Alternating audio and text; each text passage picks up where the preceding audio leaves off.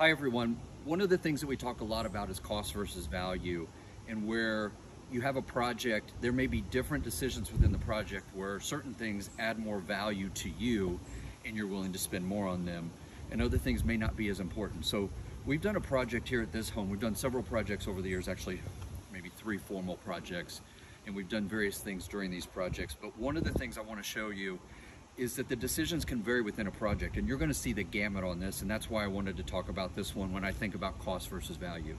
So one of the things that cost versus value studies will show you is that curb appeal is very important, and that when people change their front doors or their overhead garage doors, that they'll sometimes get beyond 100% return on investment for that, which is great.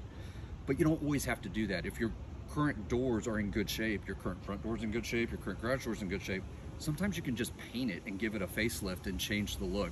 So in this particular project, all we did was we painted the garage door and we painted the front door. And I'll take you inside as we go, but it doesn't have to be brand new everything if it's not warranted and there's no value in it. So in this house, we've done, as I said, multiple things, but one of the things I want to start by showing you that I want you to take in is that different decisions along the way will be done for different reasons. And it's basically the value to the client.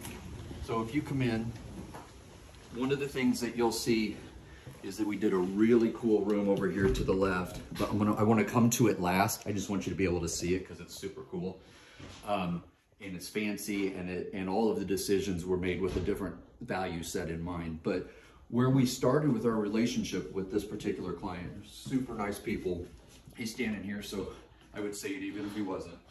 But one of the things that we did at the very beginning was we took this screen porch and we enclosed it with a product. The product is called Easy Breeze Windows. They're made by PGT Industries. And we're unscripted, it's okay. There's a puppy under us, it's all good. And so we turned it into what I call an extended 3-season room, or I call it a 10-month room. And if you come in, what you'll see is that they had a really nice setup originally. We've got a fireplace and a TV built in out here.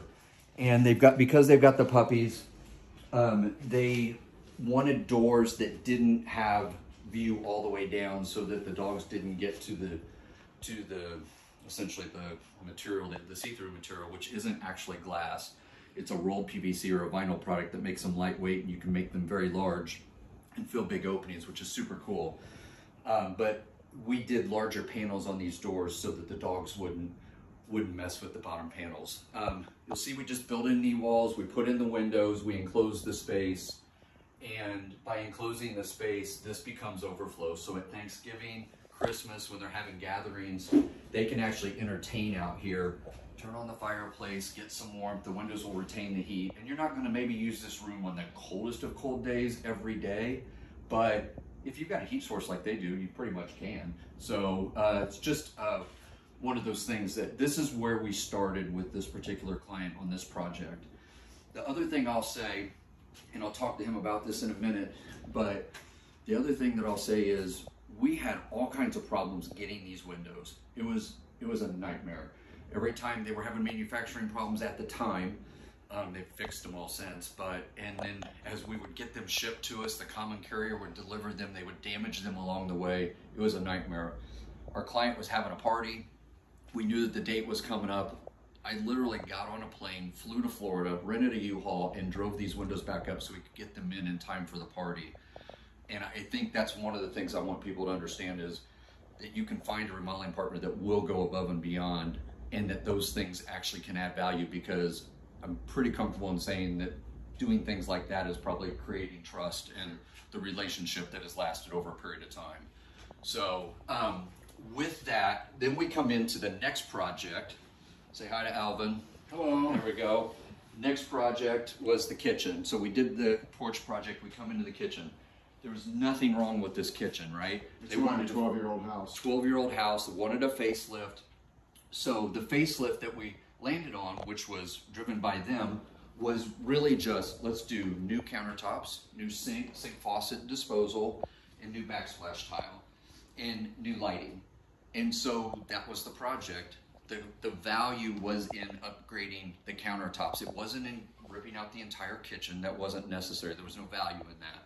So again, I always rely on a client to tell us what's important to them. They knew exactly what they wanted, and that's how we got to this particular project. They picked really pretty countertops, Cambria, gorgeous, the LK E-granite sink, the undermount sink, really nice product options, and just pulled everything together very nicely. That was a couple years ago. Then we moved into the newest project. So the newest project, this is the project that's not done for value. This is done for them. This is for their enjoyment. And it's not to say that it's not going to add value, because it certainly will. But we took a space that used to be his home office, and we turned it into, what do you call it? The lounge. The lounge. Super cool space, because they have great taste. So we had this opening that was already there. We created this opening to mirror it. That was a wall before.